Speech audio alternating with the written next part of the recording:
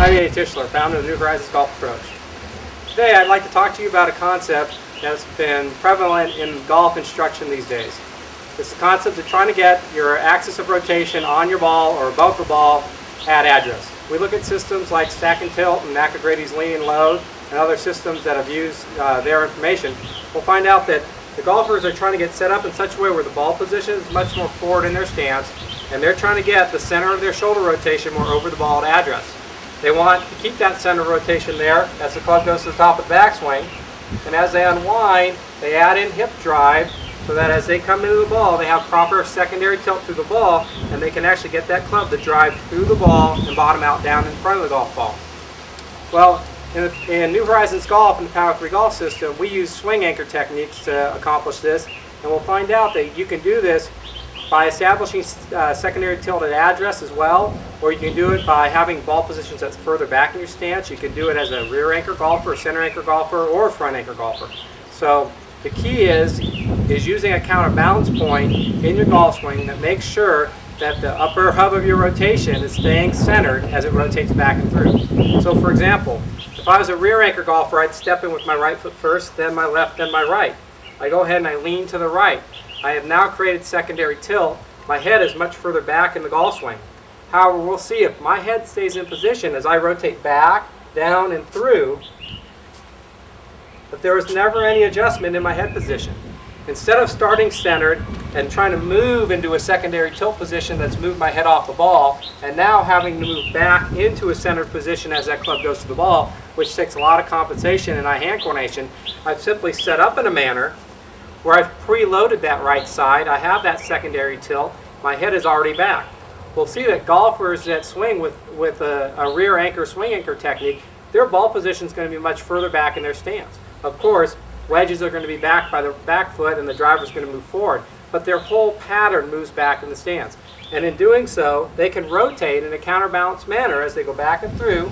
They can maintain that rear anchor action, and now as they have momentum transfer through the ball, that club's going to bottom out right at the same spot every time, and we're going to find out that we're going to be able to make consistent contact time and time again. Well, what does a center anchor golfer do? They go ahead and they get set up, left and right. Their hips bump a little bit forward, their sternum goes a little back. Once again, I'm still in a 50-50 weight distribution.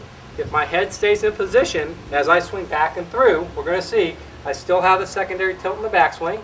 I maintain that secondary tilt as I come into the ball, and once again, that club's going to be able to bottom out in the same spot time and time again. Well, if we look at the stack and tilt system, or if we look at the McAgrady's Lean and Load, that's what I call front anchor systems. Front anchor golfers, they get up and they want to load the front side. Well, there's two basic ways of doing this. You can get set up and you can load it by moving your sternum forward, moving it more over the ball position, trying to keep that axis of rotation on the ball. Well, if you do that, then you actually have to drive your hips forward to create the secondary tilt so that your club can come from the inside and have the right angle attack through the golf ball. Another way to do it is go ahead and get set up. We step in left foot first, then right, then left. From here, I bump my hips forward. I'm now loaded into the front hip joint. I have secondary tilt as well, though.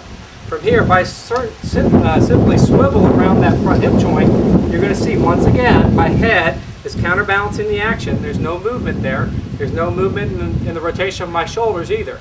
All I do is swivel back, swivel through, and again, that club is going to ground in the same spot every time. Well, we're going to see front anchor golfers have a much more forward ball position in general. Center anchor golfers are more moderately in the middle, and rear anchor golfers are more in the back. So if you learn to anchor your swing properly, and you set up your golf swing with that anchor, all you got to do is stay anchored as you swing back and through, and that club's going to want to bottom out on the ball, and then momentum transfer is going to make sure that the actual bottom of the arc is in front of the ball 3, 4, 5 inches. So the key here to make sure that the arc of your stroke returns back to where it started time and time again is to be anchored. And you can do it whether you're using a true swivel action where you establish primary and secondary tilt at address and you maintain them. You can also do it whether you're using a pendulum system or a wheelhouse system. So any of these swing techniques can be anchored properly. And by anchoring them, you're going to guarantee that that club is going to ground, again, back on the ball time after time, instead of moving off the ball and having to return to the ball. Okay?